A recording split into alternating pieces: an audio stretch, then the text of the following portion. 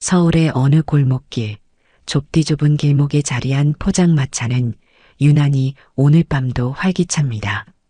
낡은 천막 지붕 아래 노란 전구 불빛이 흔들리며 오가는 사람들의 얼굴을 밝혀주고 있죠. 진민의 포장마차라는 작은 간판이 달린 이곳은 30년 세월을 견뎌온 동네의 산증인이기도 합니다. 진미 할머니는 여든을 바라보는 나이에도 매일 저녁 6시부터 새벽 2시까지 이곳을 지키고 있습니다.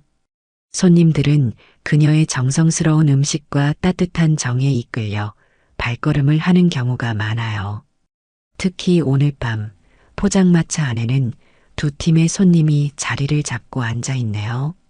한쪽 구석에는 검은 정장을 차려입은 5명의 남자들이 소주잔을 높이 들며 시끄럽게 웃고 있습니다. 문신이 드러난 팔뚝, 번쩍이는 금목걸이, 그리고 언제나 허리춤에 손을 얹는 습관은 그들이 조직폭력배임을 짐작케 하는 요소였죠. 그중 가장 중앙에 앉은 남자는 5개의 빈 소주병을 앞에 두고 있었어요. 그가 바로 이 지역 일대를 주름잡는 조직의 두목 용팔이입니다. 다른 한편에는 나이가 지긋한 4명의 할아버지들이 조용히 자리를 지키고 있었습니다. 그들의 머리카락은 하얗게 새어 있고 주름진 얼굴은 세월의 흔적을 고스란히 담고 있었어요. 하지만 이따금 눈을 마주치면 그 속에서 예사롭지 않은 빛이 느껴지곤 했습니다. 그들은 작은 소주잔을 조금씩 채우며 오래된 추억을 나누는 중이었죠. 그때 우리가 백령도에 투입됐을 때 기억나십니까? 강 대령님이 저 바다에 빠져서 우리가 다 죽을 뻔했잖아요. 말을 꺼낸 이는 그중 가장 젊어 보이는, 그래봐야 70대 초반으로 보이는 박상사였습니다. 그의 말에 다른 3사람이 조용히 웃음을 터뜨렸어요. 그건 내 잘못이 아니라 박상사 자네가 지도를 거꾸로 들고 있었기 때문이었지. 강 대령이라 불린 최고령의 노인이 말했습니다. 그들의 웃음소리는 크지 않았지만 묘하게도 포장마차 안을 울리며 다른 쪽 테이블의 조폭들 귀에도 들렸습니다. 용팔이는 6번째 소주병을 비우고 있었죠.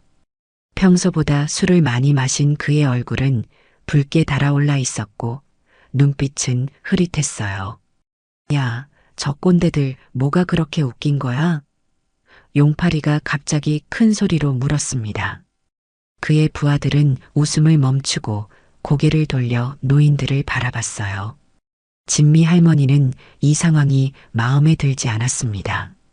그녀는 재빨리 용팔이의 테이블로 다가가 새로운 안주를 내려놓으며 말했죠.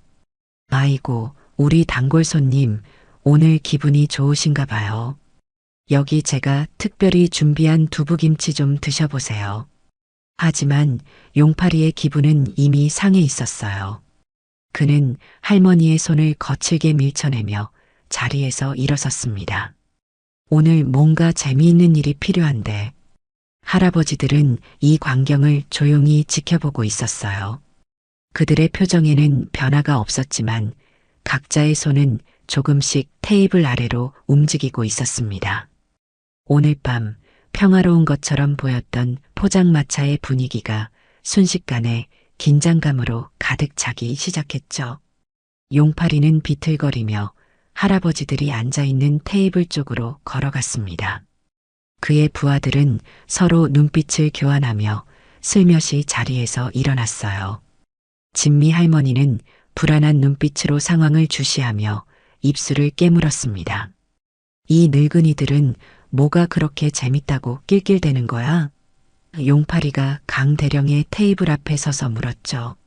술 냄새가 진하게 풍기는 그의 목소리에는 도발적인 톤이 섞여 있었어요. 할아버지들은 대화를 멈추고 용팔이를 바라봤습니다. 그들의 표정은 놀라움보다는 평온함이 더 많이 묻어났어요. 강 대령은 천천히 소주잔을 내려놓고 용팔이를 바라봤습니다. 젊은이, 우리끼리 옛날 이야기를 하고 있었을 뿐입니다. 방해할 의도는 없었소. 강 대령의 목소리는 낮고 차분했지만 그 속에 담긴 무게감은 묘하게 공기를 무겁게 만들었어요. 용팔이는 비웃듯 코웃음을 쳤습니다. 어르신들이라서 가만히 있으니 사람으로 안 보이나 보지. 그는 의도적으로 테이블을 건드려 소주병이 흔들렸어요. 강 대령 옆에 앉아있던 백발의 노인, 정중사라고 불리는 이가 조용히 손을 뻗어 흔들리는 소주병을 잡았습니다. 그의 손동작은 나이답지 않게 빠르고 정확했어요. 우리도 사람은 사람인데, 정중사가 말했습니다.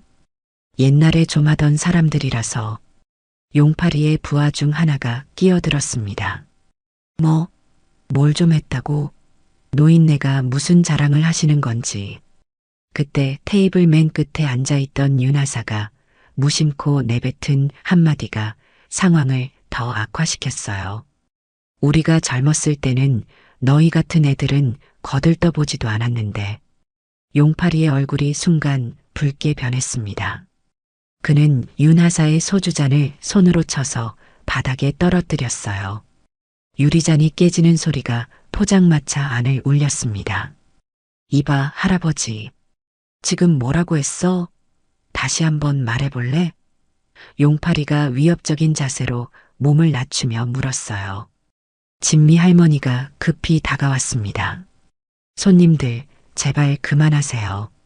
다들 술 한잔 하러 오신 분들인데 왜 이러시는 거예요? 그녀의 목소리는 떨리고 있었죠.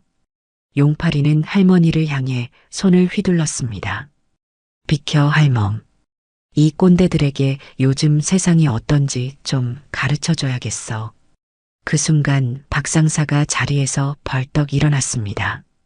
그의 키는 용팔이보다 작았지만 갑자기 일어선 그의 모습에 용팔이와 그의 부하들도 잠시 움찔했어요. 야, 형님들. 박상사가 같이 앉아있던 노인들을 향해 말했습니다. 한 번만 참읍시다. 오늘은 그냥 좋은 날이니까요. 강 대령과 정중사 그리고 윤하사는 서로를 바라보더니 동시에 고개를 끄덕였습니다. 그들의 눈빛 교환에는 무언가 깊은 약속이 담겨 있는 듯 했어요. 뭐야, 이 꼰대들. 용팔이가 비웃으며 말했습니다. 무슨 영화에서 튀어나온 것처럼 구는데? 박상사는 용팔이를 무시한 채 자리에 다시 앉으려 했어요. 이 무시하는 태도가 용팔이의 자존심을 건드린 모양이었죠. 그는 갑자기 손을 뻗어 박상사의 어깨를 강하게 잡아챘습니다. 너 지금 나 무시하는 거야? 용팔이가 소리쳤어요. 그리고 일이 벌어졌습니다. 용팔이의 오른손이 주먹을 쥐고 박상사의 얼굴을 향해 날아갔죠. 하지만 그의 주먹은 목표물에 도달하지 못했어요. 먼저 움직인 것은 정중사의 손이었습니다. 나이가 70이 넘은 노인의 손치고는 믿기 힘들 정도로 빠르게 그는 용팔이의 손목을 붙잡았어요. 아! 용팔이가 비명을 질렀습니다. 정중사의 손아귀 힘이 예상 외로 강했던 것이죠. 포장마차 안의 공기가 순식간에 얼어붙었습니다. 다른 손님들은 놀란 표정으로 상황을 지켜보고 있었어요. 진미 할머니는 입을 가리며 뒤로 물러섰습니다. 정중사는 여전히 용팔이의 손목을 붙잡은 채로 조용히 말했어요. 젊은이, 우리가 참는 데에는 이유가 있네. 그 이유가 뭔지 정말 알고 싶나? 정중사의 말에 포장마차 안의 긴장감이 최고조에 달했습니다. 용팔이는 자신의 손목이 노인의 손아귀에 단단히 붙잡혀 있는 상황이 믿기지 않았어요. 그는 여러 번 손목을 빼내려 했지만 마치 쇠덩이에 묶인 듯 꿈쩍도 하지 않았습니다. 이런 젠장, 이 늙은이가 뭐야? 용팔이가 이를 악물며 소리쳤어요.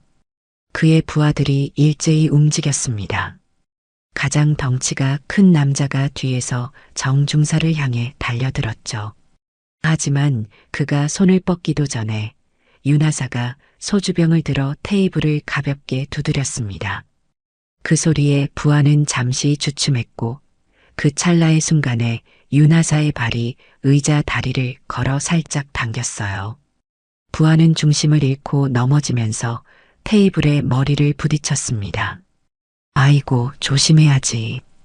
윤하사가 마치 아무 일도 없었다는 듯 말했어요. 하지만 그의 눈은 이미 다음 상대를 파악하고 있었습니다. 용팔이는 점점 더 상황이 통제 불능으로 흘러가는 것을 느꼈어요. 그는 자유롭지 못한 손목으로 인해 제대로 힘을 쓰지 못했습니다. 너희들 뭐하냐? 저 늙은이들 다 때려 눕혀. 나머지 3명의 부하들이 동시에 움직였어요. 하나는 강 대령을 향해, 다른 하나는 박상사를 향해, 마지막 한 명은 다시 정중사를 공격하려 했습니다. 강 대령은 천천히 일어났어요. 그의 움직임은 느렸지만 눈빛만은 날카로웠습니다. 그를 향해 달려오는 부하를 보며 그는 한숨을 내쉬었죠. 이런 날이 또 오는군. 부하가 주먹을 휘두르자 강 대령은 마치 춤을 추듯 몸을 살짝 틀었습니다. 주먹은 허공을 갈랐고 강 대령의 손은 부하의 팔을 따라 미끄러지듯 올라가 어깨를 단단히 붙잡았어요. 그리고는 최소한의 힘으로 부하의 균형을 무너뜨려 테이블 위로 밀어버렸습니다. 소주병과 안주 그릇이 바닥으로 떨어지며 요란한 소리를 냈죠. 박상사를 향해 달려든 부하는 깨진 소주병을 손에 들고 있었습니다. 위험한 상황이었죠. 하지만 박상사는 미소를 지으며 앞에 놓인 쇠젓가락을 집어들었어요. 부하가 병을 휘두르자 박상사는 젓가락을 마치 단검처럼 사용해 상대의 손목 신경을 정확히 찔렀습니다. 부하의 손에서 힘이 빠졌고 병은 바닥에 떨어져 산산조각이 났어요. 아직도 감은 살아있네요. 박상사가 중얼거렸습니다.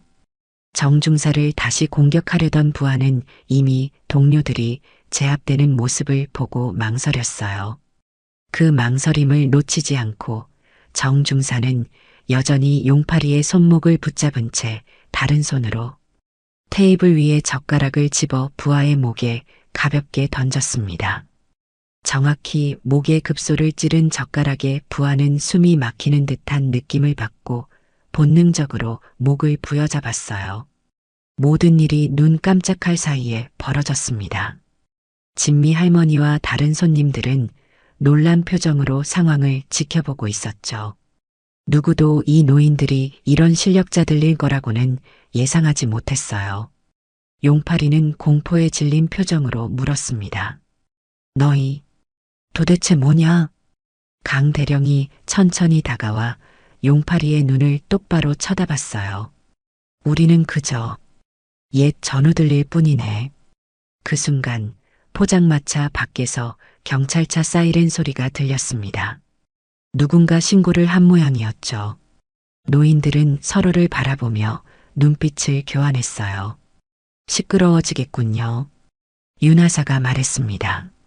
정중사는 용팔이의 손목을 놓아주었어요. 풀려난 손목을 문지르며 용팔이는 뒷걸음질 쳤습니다. 그의 얼굴에는 분노와 두려움이 뒤섞여 있었어요. 이거 안 끝났어, 늙은이들. 용팔이가 으르렁거렸지만 그의 목소리에는 이전과 달리 확신이 없었습니다. 강 대령은 차분하게 대답했어요. 그래, 아직 끝나지 않았지. 하지만 자네가 원하는 방향으로 끝나지는 않을 걸세.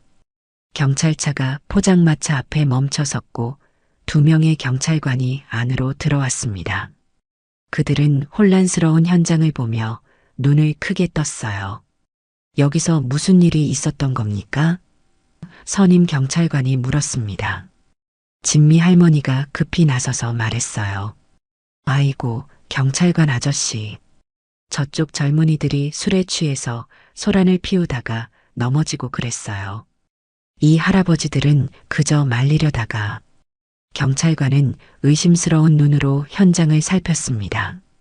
바닥에 널브러진 조폭들과 멀쩡히 서 있는 노인들 사이의 대비가 너무 컸기 때문이죠. 정말 그런 일이었습니까? 경찰관이 강 대령을 향해 물었어요. 강 대령은 미소를 지으며 고개를 끄덕였습니다. 네, 경찰관님. 저희는 그저 조용히 술 한잔하고 있었을 뿐입니다. 경찰이 현장 조사를 마치고 용파리와 그의 부하들을 연행한 뒤 포장마차는 다시 조용해졌습니다. 진미 할머니는 바닥에 떨어진 깨진 유리 조각들을 쓸어 담으며 한숨을 내쉬었어요. 아이고, 이런 일이 생길 줄 알았으면 저 사람들 받지 말걸. 진미 할머니가 중얼거렸습니다. 강 대령이 다가가 빗자루를 대신 들었어요. 저희 때문에 난리가 났네요. 미안합니다, 주인장. 진미 할머니는 손사래를 치며 빗자루를 다시 가져가려 했지만 강 대령은 놓아주지 않았죠. 아니에요. 할아버지들이 오히려 위험한 상황에서 도와주셨는데 제가 감사해야죠. 정중사가 술병들을 모으며 말했습니다. 주인장, 저희가 다 치울 테니 앉아 계세요. 오늘 수입도 줄었을 텐데 이 정도는 해야죠. 할머니는 잠시 망설이다가 의자에 앉았어요. 그녀의 얼굴에는 피로가 가득했습니다. 정말 놀랐어요. 할아버지들이 그렇게 대단하신 줄은 몰랐네요. 윤하사가 쓰레기를 모으며 웃음을 지었어요. 우리가 언제나 이랬던 건 아닙니다. 그저 젊었을 때 특별한 일을 좀 했을 뿐이죠. 할머니의 눈에 호기심이 반짝였습니다. 특별한 일이요? 혹시 군인이셨나요? 4명의 노인들은 서로를 바라봤어요. 잠시 침묵이 흐른 뒤 강 대령이 고개를 끄덕였습니다. 네, 맞습니다. 하지만 그냥 평범한 군인은 아니었죠. 그의 말에 포장마차 안에 남아있던 몇몇 손님들도 귀를 기울였어요. 모두가 이 노인들의 정체에 궁금증을 품게 된 것이었죠. 강 대령은 자리에 앉으며 천천히 이야기를 시작했습니다. 저희는 모두 68년에 창설된 흑표부대 출신입니다. 들어보셨나요? 진미 할머니와 손님들이 고개를 저었어요. 강 대령은 예상했다는 듯 미소를 지었습니다. 당연합니다. 저희 부대는 공식적으로 존재하지 않았으니까요. 북한 특수부대에 대응하기 위해 만들어진 최정예 비밀 부대였죠. 청와대 근접 경호, 국가기밀작전, 북파 특수작전까지. 말하자면 그림자처럼 움직이는 사람들이었습니다. 손님들의 눈이 커졌어요. 이런 이야기는 영화나 드라마에서나 들을 법한 것이었죠. 박상사가 소주잔을 들며 말을 이었습니다. 저희는 모두 각자 다른 군 출신이었어요. 저는 해병대, 정중사는 공수부대, 윤하사는 해군 특수전단, 그리고 강 대령님은 육군 특전사 출신이셨죠. 각 군의 최고 인재들을 모아 특별 훈련을 받았습니다. 정중사는 자신의 손가락을 유심히 바라보며 말했어요. 젊었을 때는 이 손으로 사람을 살리기도 했고 해치기도 했습니다. 지금은 그저 손주들 머리나 쓰다듬는 평범한 할아버지의 손이 되었지만요. 윤하사가 부드럽게 웃으며 덧붙였습니다. 저희는 매년 이맘때 모입니다. 오늘이 흑표부대 창설 기념일이거든요. 전우회라고 하기에는 너무 소수지만 아직 살아있는 대원들끼리 모여 서로의 안부를 확인하는 날이요. 포장마차 안은 묘한 경외감으로 가득 찼어요. 평범해 보이는 노인들의 놀라운 과거가 드러난 순간이었습니다. 그럼 아까 그 젊은이들을 그렇게 쉽게 제압할 수 있었던 이유가 진미 할머니가 말을 이었어요. 강 대령이 고개를 끄덕였습니다. 나이는 들었지만 몸이 기억하는 것들이 있습니다. 70이 넘어도 50년 넘게 훈련한 몸의 감각은 쉽게 사라지지 않아요. 저희는 보통 사람들과는 다른 훈련을 받았습니다. 정중사가 설명했어요. 일반적인 군사 훈련뿐만 아니라 극한 상황에서의 생존 기술, 맨손 격투기, 각종 무기 다루는 법, 심지어 심리전까지. 몸과 마음을 완전히 바꾸는 훈련이었죠. 박상사는 소주를 한 모금 마시고 말했습니다. 그리고 저희는 모두 실전을 100번 이상 경험했어요. 실전이 주는 경험은 어떤 훈련으로도 대체할 수 없습니다. 생사를 오가는 순간에 내리는 판단력, 그것이 진짜 전사의 능력이죠. 흑표부대. 한 손님이 중얼거렸어요. 정말 존재했던 겁니까? 윤하사가 미소를 지었습니다. 공식 기록에는 없습니다. 저희가 수행한 작전들은 모두 극비였으니까요. 성공하면 아무도 모르고 실패하면 정부에서도 모른 척했죠. 강 대령의 표정이 잠시 어두워졌어요. 많은 전우들이 그렇게 사라졌습니다. 이름 없이, 기록 없이. 그래서 저희는 살아남은 자들의 의무로 매년 만나 그들을 기억합니다. 포장마차 안에 잠시 침묵이 흘렀어요. 모두가 그 무게감을 느끼고 있었습니다. 그런데 이렇게 정체를 밝혀도 괜찮은 건가요? 진미 할머니가 조심스럽게 물었어요. 강 대령이 웃음을 지었습니다. 이제는 괜찮습니다. 저희 모두 오래전에 은퇴했고 공식적으로는 존재하지 않았던 부대니까요. 게다가 누가 이 늙은이들의 이야기를 진짜로 믿겠습니까? 밤이 깊어갔습니다. 포장마차는 다시 평화를 되찾았지만 노인들의 이야기는 계속되고 있었어요. 남아있던 손님들은 모두 흑표부대 대원들의 주변으로 모여들었습니다. 이런 살아있는 역사를 직접 만날 기회는 흔치 않았으니까요. 그래서 아까는 어떻게 그 젊은 사람들을 그렇게 쉽게. 한 손님이 조심스럽게 물었어요. 박상사가 미소를 지으며 대답했습니다. 쉽게 보였나요? 사실 예전 같지는 않아요. 숨이 좀 차더군요. 정 중사가 고개를 끄덕였어요. 맞아요. 예전에는 20명도 거뜬했는데 이제는 5명도 버거워집니다. 손님들이 웃음을 터뜨렸지만 그 웃음 속에는 경외감이 묻어 있었어요.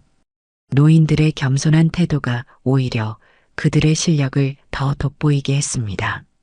저희가 사용하는 기술은 특별한 게 아닙니다. 강 대령이 설명했어요. 주변에 있는 모든 것을 무기로 활용하는 법을 배웠을 뿐이죠. 그는 테이블 위에 놓인 젓가락을 집어들었습니다. 이것도 무기가 될 수 있고, 그리고 소주병을 들어 보였어요. 이것도 무기가 됩니다. 심지어 그는 휴지를 접어 보였습니다. 이런 것도 제대로 사용하면 상대를 제압할 수 있죠. 윤하사가 덧붙였어요. 저희가 배운 것은 단순한 싸움 기술이 아니라 상황을 읽고 판단하는 능력입니다. 상대의 약점을 찾아내고 주변 환경을 최대한 활용하는 거죠. 그래서 포장마차 같은 좁은 공간에서 오히려 더 유리했던 겁니다. 정중사가 말했어요. 좁은 공간은 무작정 힘으로 밀어붙이는 젊은이들에게는 불리하지만 정밀한 기술을 사용하는 저희에게는 오히려 장점이 됩니다. 박상사가 소주잔을 들어 올리며 웃었습니다.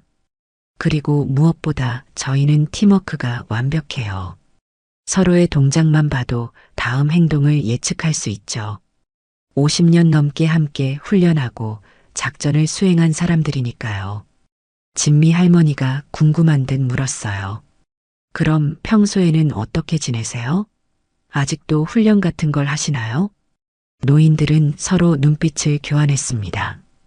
윤하사가 대답했어요. 각자 다른 삶을 살고 있습니다. 저는 바다가 보이는 작은 마을에서 낚시를 하며 살고 있고 정중사는 손자들을 돌보느라 바쁘죠. 저는 텃밭을 가꾸며 지냅니다. 박상사가 말했어요. 예전에는 생명을 빼앗는 일을 했지만 이제는 생명을 키우는 일을 하고 있죠. 강 대령은 조용히 미소를 지었습니다. 저는 산속 작은 절에서 명상을 하며 지냅니다. 과거의 기억들을 정리하는 시간이 필요했거든요. 하지만 훈련은 정중사가 이야기를 이었어요. 몸이 허락하는 한 계속하고 있습니다. 아침마다 태극권을 하고 가끔은 옛날 배웠던 기술들을 연습하죠. 쓸 일은 없지만 몸이 기억하는 한 계속하는 게 좋을 것 같아서요. 손님 중 한 명이 조심스럽게 물었습니다. 혹시 북한에도 가보신 적이? 노인들의 표정이 잠시 굳었어요. 강 대령이 천천히 대답했습니다. 그건 아직도 말씀드릴 수 없는 부분입니다. 죄송합니다. 침묵이 흘렀고 모두가 그것을 존중했어요. 국가 안보와 관련된 비밀은 수십 년이 지나도 비밀로 남아야 하는 법이니까요. 그런데 박 상사가 분위기를 바꾸려는 듯 말했습니다. 저희가 사용하는 기술 중에는 재미있는 것들도 많아요. 예를 들면 그는 테이블 위에 놓인 젓가락을 집어 손가락 사이에서 춤추듯 움직였어요. 그리고는 갑자기 힘을 주어 젓가락을 구부렸습니다. 금속 젓가락이 그의 손아귀에서 휘어진 거죠. 와! 손님들이 감탄했어요. 이건 단순한 손아귀 힘이 아닙니다. 박 상사가 설명했죠. 힘을 집중시키는 기술이에요. 몸의 모든 에너지를 한 점에 모으는 거죠. 정 중사가 웃으며 말했습니다. 그렇게 젓가락이나 구부리고 있으니 주인장이 싫어하시겠네. 진미 할머니는 손을 흔들며 웃었어요. 괜찮아요. 오늘 같은 날은 젓가락 몇 개쯤이야. 윤 하사가 자리에서 일어났습니다. 제가 한 가지 보여드릴까요? 그는 포장마차 한쪽에 있는 빈 공간으로 걸어갔어요. 그리고는 천천히 몸을 풀기 시작했습니다. 그의 동작은 처음에는 느리고 부드러웠지만 점점 빨라졌어요. 손과 발이 공기를 가르며 움직였고 그의 몸은 마치 물처럼 흐르는 듯 했습니다. 이것은 저희가 배운 그림자 기술입니다. 강 대령이 설명했어요. 상대가 볼 수 없는 속도로 움직이는 법이죠. 윤 하사는 이 기술의 대가였습니다. 윤 하사의 움직임이 절정에 달했을 때 그는 갑자기 멈춰 섰어요. 마치 정지된 사진처럼 완벽한 균형을 유지한 채로요. 포장마차 안의 모든 사람이 숨을 죽이고 지켜보았습니다. 놀랍군요. 한 손님이 감탄했어요. 이런 기술을 배우려면 얼마나 오래 걸립니까? 윤 하사가 다시 자리로 돌아오며 대답했습니다. 평생이 걸립니다. 저희는 10대 후반부터 이런 훈련을 시작했고 지금까지도 완벽하다고 말할 수 없어요. 인간의 몸은 끊임없이 발전할 수 있으니까요. 시간이 흘러 자정이 지났습니다. 포장마차에는 흑표부대 출신 노인들과 몇 명의 손님들만 남아 있었어요. 진미 할머니는 피로했지만 이런 특별한 손님들과의 시간을 소중히 여기며 계속 자리를 지켰습니다. 아까 그 젊은이들은 제가 신고해서 경찰이 데려갔지만 곧 풀려날 거예요. 진미 할머니가 걱정스러운 표정으로 말했죠. 그 사람들, 이 근처에서 좀 세력이 있는 조직이라 걱정됩니다. 강 대령이 차분하게 대답했어요. 걱정 마세요. 그들은 다시 오지 않을 겁니다. 어떻게 그렇게 확신하세요? 한 손님이 물었습니다. 정중사가 미소를 지으며 설명했어요. 젊은이들의 가장 큰 약점은 자신의 한계를 모른다는 겁니다. 오늘 그들은 자신들의 한계를 분명히 깨달았을 거예요. 그게 때로는 가장 중요한 교훈이 됩니다. 맞아요. 박 상사가 덧붙였죠. 그들은 몸으로는 강할지 몰라도 실전 경험이 없습니다. 저희와 그들의 차이는 단순한 기술의 차이가 아니라 실전에서 오는 경험의 차이예요. 윤 하사는 손가락으로 소주잔을 돌리며 말했습니다. 저희는 모두 100번 이상의 실전을 경험했습니다. 생사를 넘나드는 순간에 내려야 하는 결정들. 그것이 진짜 전사를 만들어내죠. 강 대령의 눈빛이 깊어졌어요. 젊음과 힘은 분명 강력한 무기입니다. 하지만 경험과 지혜를 이길 수는 없어요. 오늘 그들이 배운 것은 그런 교훈이었을 겁니다. 진미 할머니가 궁금해하며 물었어요. 그런데 정말로 100번 이상이나 실전을 경험하셨다니 어떤 일들을 하셨던 건가요? 노인들은 서로를 바라봤습니다. 강 대령이 천천히 대답했어요. 구체적인 작전명이나 장소는 말씀드릴 수 없지만 저희는 주로 국가 안보와 관련된 특수 임무를 수행했습니다. 북한 특수부대 요원들과의 대치, 국가 주요 인사 경호, 해외에서의 비밀 작전 등이죠. 가장 힘들었던 건 언제였나요? 한 손님이 물었습니다. 정 중사가 잠시 생각에 잠겼다가 말했어요. 70년대 초반 북한 특수부대가 침투했을 때였습니다. 저희는 3일 동안 그들을 추적했죠.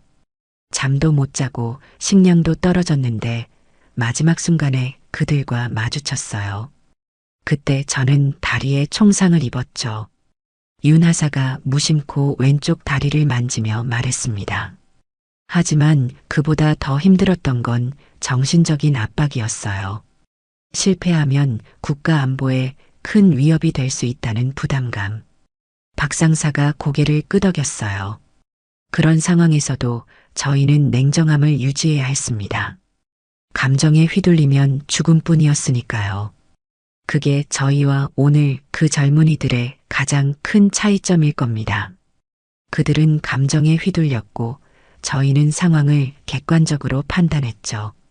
작전을 수행할 때는 항상 세 가지를 고려했습니다. 강 대령이 설명했어요. 첫째, 목표 달성. 둘째, 팀원 보호. 셋째, 최소한의 피해. 이 세 가지 원칙은 어떤 상황에서도 지켜야 했죠. 정중사가 미소를 지으며 덧붙였습니다. 그리고 저희는 항상 철저한 사전 계획을 세웠어요.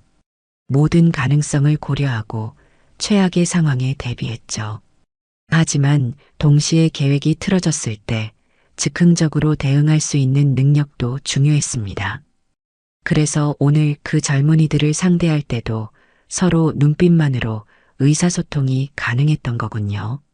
한 손님이 감탄했어요. 윤 하사가 웃으며 고개를 끄덕였습니다. 맞아요. 저희는 50년이 넘는 시간 동안 함께 훈련하고 작전을 수행했습니다. 서로의 생각을 말없이도 알 수 있죠. 그런 팀워크가 바로 저희의 가장 큰 무기였습니다. 박 상사가 말했어요. 아무리 강한 개인도 완벽한 팀을 이길 수는 없어요. 강 대령이 소주잔을 들어 올렸습니다. 그리고 무엇보다 저희는 항상 명확한 목적을 가지고 있었죠. 국가와 국민을 지킨다는 사명감. 그것이 저희가 어떤 역경도 견딜 수 있었던 이유입니다. 포장마차 안에 잠시 경건한 침묵이 흐르면서 모두가 이 노인들의 헌신에 감사함을 느꼈어요. 오늘 그 젊은이들과의 싸움은 얼마나 걸렸나요? 진미 할머니가 물었습니다. 3분도 채 걸리지 않았죠. 정중사가 대답했어요. 실전에서는 대부분의 상황이 수초 내에 결정됩니다. 길어야 몇 분 안에 모든 것이 끝나죠. 윤 하사가 덧붙였습니다. 그게 바로 저희가 반복해서 훈련했던 이유입니다. 몸이 알아서 반응하도록 만들어야 했어요. 생각할 시간이 없을 때도 몸이 제대로 움직일 수 있게요. 저희가 사용한 기술들은 단순해 보일 수 있지만 그 속에는 깊은 원리가 있습니다. 박 상사가 설명했어요. 상대의 힘을 이용하고 최소한의 에너지로 최대한의 효과를 내는 것. 그것이 저희 기술의 핵심이었죠. 강 대령이 창밖을 바라보며 말했습니다. 이런 경험과 지혜는 단순히 시간이 흐른다고 얻어지는 것이 아닙니다. 끊임없는 훈련과 희생, 그리고 실패를 통해 배우는 거죠. 오늘 밤 젊은이들이 얻은 교훈이 그들에게도 의미 있는 경험이 되길 바랍니다. 새벽 1시가 되자 포장마차 밖에서 소란스러운 소리가 들려왔습니다. 경찰차 한 대가 다시 도착했고 제복을 입은 경찰이 아닌 사복 차림의 남자가 포장마차 안으로 들어왔어요. 그는 40대 중반쯤으로 보이는 날카로운 눈매의 사내였습니다. 형사부 김민석입니다. 남자가 신분증을 꺼내 보이며 말했어요. 오늘 밤 이곳에서 있었던 사건에 대해 조사 중입니다. 진미 할머니가 자리에서 일어났습니다. 아이고, 또 오셨네요. 아까 이미 다 설명했는데. 김 형사는 정중하게 고개를 숙였어요. 죄송합니다만 추가 조사가 필요해서요. 용팔이라는 피의자가 심하게 다쳤더군요. 손목 인대가 파열되었고 다른 부하들도 여러 병원에 실려갔습니다. 김 형사의 시선이 노인들에게 향했어요. 그는 이들을 찬찬히 살펴보며 말했습니다. 그들 말로는 나이 드신 분들이 갑자기 공격했다고 하던데. 강 대령이 차분하게 대답했어요. 그건 사실이 아닙니다. 그들이 먼저 시비를 걸었고 저희는 그저 방어했을 뿐이죠. 김 형사는 고개를 끄덕였습니다. 물론 저도 그들의 말을 그대로 믿지는 않습니다.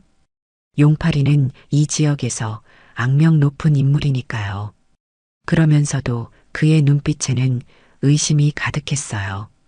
다만 의아한 건 어떻게 연로하신 분들이 그들을 그렇게 제압할 수 있었는지. 노인들은 서로 눈빛을 교환했습니다. 이런 상황은 예전에도 여러 번 겪어본 적이 있었죠. 운이 좋았던 것 같습니다. 정중사가 미소를 지으며 말했어요. 그들이 술에 많이 취해 있었고요.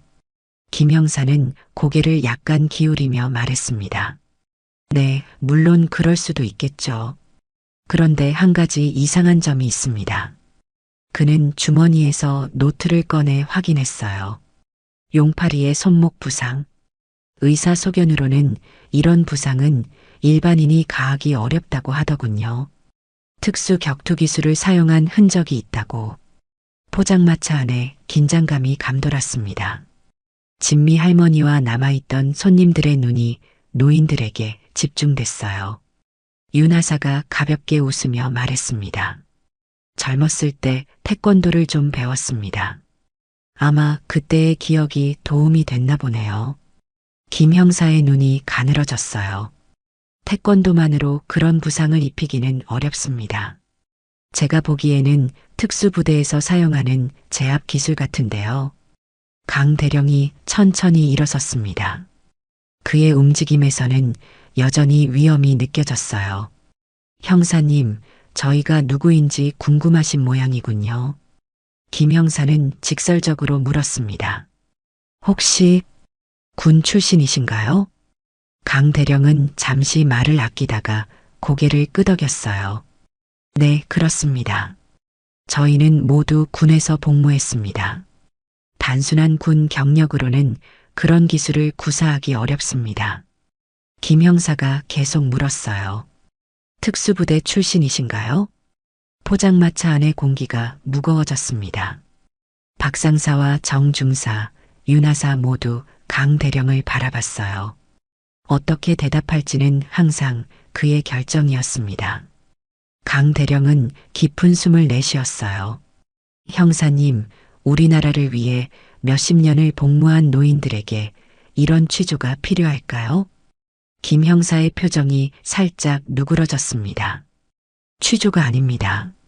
다만 사건을 명확히 하고 싶을 뿐이죠. 그렇다면 분명히 말씀드리겠습니다. 강 대령이 김 형사의 눈을 똑바로 쳐다보며 말했어요. 저희는 그저 나라에 조금 봉사했던 사람들입니다. 그 간단한 대답 속에 담긴 깊은 의미를 김 형사는 놓치지 않았어요. 그의 눈에 잠시 경외감이 스쳤습니다. 혹시 흑표?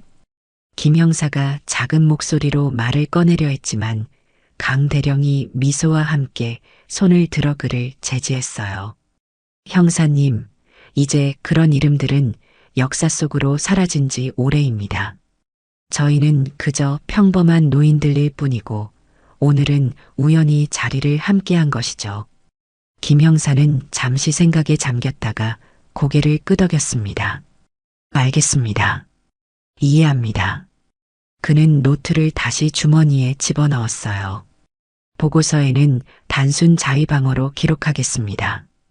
용팔이가 먼저 시비를 걸었고 싸움 과정에서 넘어지면서 부상을 입은 것으로요. 감사합니다. 강 대령이 고개를 숙였어요.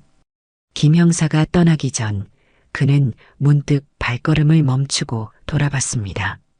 혹시 제가 형님들께 개인적으로 한 가지 여쭤봐도 될까요?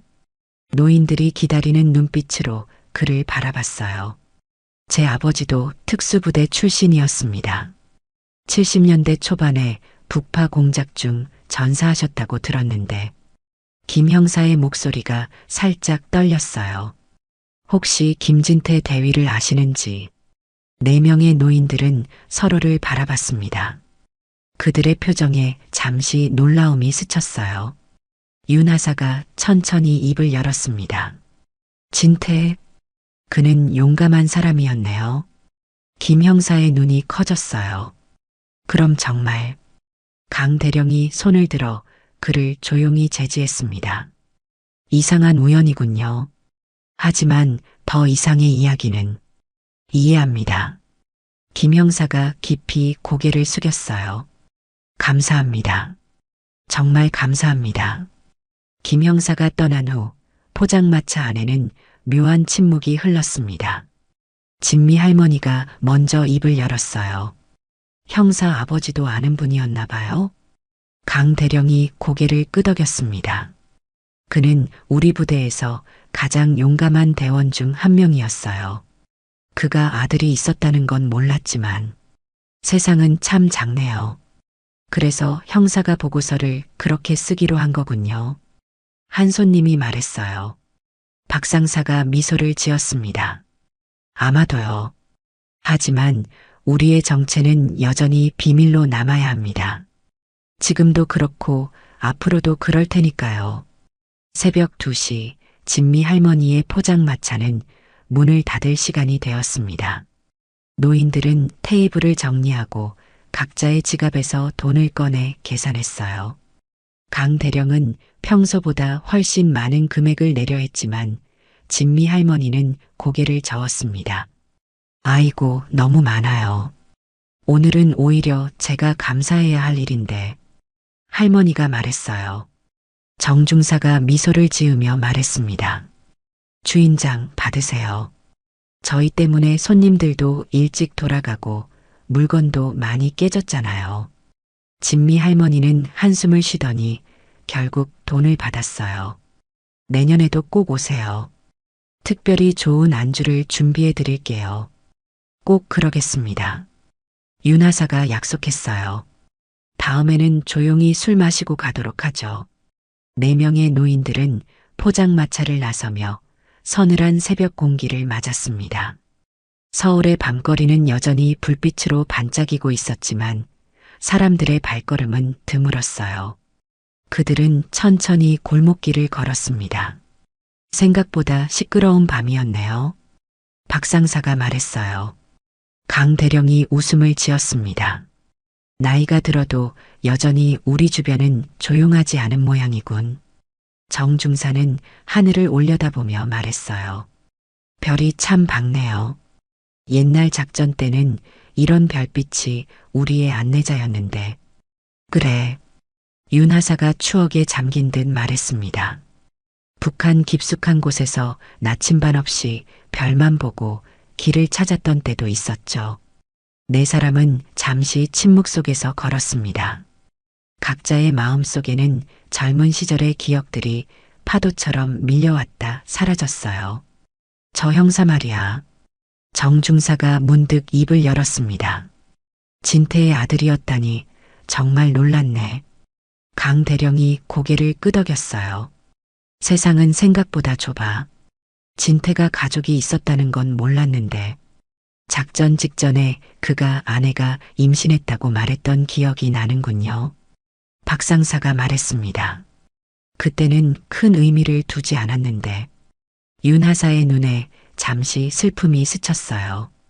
그 임신한 아내의 아이가 바로 저 형사였던 거지. 세월이 정말 많이 흘렀군. 네 사람은 다시 침묵에 잠겼습니다. 그들이 잃은 전우들, 특히 김진태의 기억은 여전히 생생했어요. 북파 공작 중 희생된 그의 마지막 순간을 목격했던 이들에게 오늘 밤의 만남은 묘한 감정을 불러일으켰습니다. 자, 이제 어디로 갈까? 강 대령이 분위기를 바꾸려는 듯 물었어요. 박 상사가 시계를 확인했습니다. 새벽 2시가 넘었는데 갈 곳이 있을까요? 내 숙소에 가서 좀 더 이야기하는 건 어떨까? 윤하사가 제안했어요. 오늘 우리 전우회가 예상보다 일찍 끝났으니까. 모두가 동의했고 그들은 택시를 타고 윤하사가 묵고 있는 호텔로 향했습니다. 호텔 로비에서 야간 근무 중이던 직원이 4명의 노인들을 의아한 눈으로 바라봤지만 아무 말도 하지 않았어요. 윤하사의 방에 모인 그들은 미니바에서 꺼낸 작은 병들로 다시 한번 건배를 했습니다. 이번 해에도 우리 모두 건강하게 만났다는 것에 감사하네. 강 대령이 잔을 들며 말했어요. 이제 우리 넷만 남았지만 그래도 여전히 흑표부대의 정신은 살아있어. 정 중사가 덧붙였습니다. 박 상사가 창밖을 바라보며 말했어요. 가끔은 이렇게 모여 옛 이야기를 하는 것만으로도 젊어지는 기분이 들어요. 마치 시간이 거꾸로 흐르는 것 같습니다. 윤하사가 웃음을 지었어요. 하지만 내일 아침 일어나면 모든 관절이 아프다는 걸 깨닫게 될 거야. 오늘 우리가 얼마나 무리했는지. 모두가 웃음을 터뜨렸습니다. 나이가 들어도 여전히 그들의 우정과 유머는 건재했어요. 내년에는 어디서 만날까? 정 중사가 물었습니다. 강 대령이 생각에 잠겼다가 말했어요. 제주도는 어떨까? 내가 그곳에 아는 곳이 있는데 조용히 마실 수 있을 거야. 제주도. 박 상사의 눈이 반짝였습니다. 좋은데요. 바다도 보고 한라산도 올라볼 수 있을 것 같습니다. 윤하사가 웃으며 농담을 던졌어요. 한라산? 우리 나이에? 박 상사, 자네는 여전히 젊은 시절의 기억에 살고 있군. 왜 못 올라갈 것 같아? 박 상사가 도전적으로 물었습니다. 내 몸은 아직도 10년은 더 버틸 수 있다고. 그들은 다시 한번 웃음을 터뜨렸어요. 시간이 흐르고 몸은 늙었지만 그들의 정신만은 여전히 젊고 활기찼습니다. 하지만 다음엔 제발 조용히 마시자. 강 대령이 진지한 표정으로 말했어요. 오늘처럼 소란을 피우면 우리 나이에 감당하기 힘들어. 모두가 고개를 끄덕였지만 그들의 눈빛에는 장난기가 가득했습니다. 평화로운 저녁을 보내려 했지만 결국 그들의 본능은 여전히 살아있었던 거죠. 난 오늘 밤이 나쁘지 않았어. 정 중사가 솔직하게 말했습니다. 가끔은 이렇게 옛 실력을 확인해 보는 것도 나쁘지 않지. 윤하사가 고개를 끄덕였어요. 맞아. 우리가 아직도 그때의 우리 힘을 느낄 수 있었으니까. 한번 요원이었던 자는 영원히 요원이다.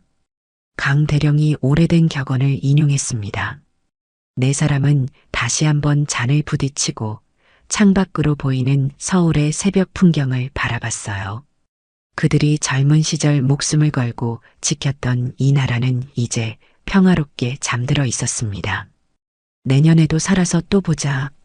박 상사가 힘차게 외쳤어요. 그럼 당연하지. 정 중사가 대답했습니다.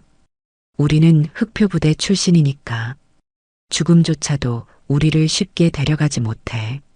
그들의 웃음소리가 호텔 방에 울려 퍼졌습니다. 밖은 여전히 어두웠지만 곧 동쪽 하늘에 새로운 날의 햇살이 비추기 시작할 거예요. 그리고 그들은 각자의 삶으로 돌아가겠지만 내년에 다시 만날 것을 약속한 채로요. 전설적인 흑표부대의 마지막 생존자들, 그들의 전후에는 앞으로도 계속될 것입니다. 비록 세상은 그들의 존재를 알지 못하지만 그들이 지켜낸 평화 속에서 모두가 안전하게 살아가고 있으니까요. 때로는 영웅들의 가장 위대한 업적이 아무도 모르게 이루어지는 법입니다.